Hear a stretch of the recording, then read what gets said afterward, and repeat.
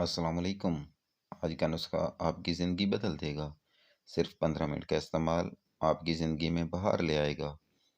आपका चेहरा चाँद की तरह रोशन हो जाएगा।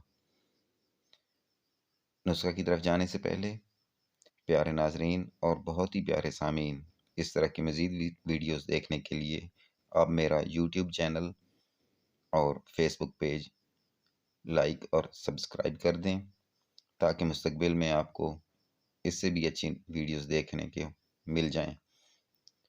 तो नुस्खे की तरफ चलते हैं।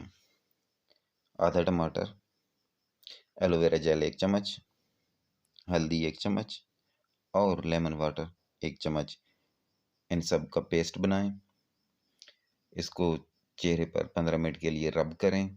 अगर आपकी गर्दन का रंगत काली हो गई है तो गर्दन पर भी 15 मिनट रब करें और उसके बाद ठंडे पानी से धो लें।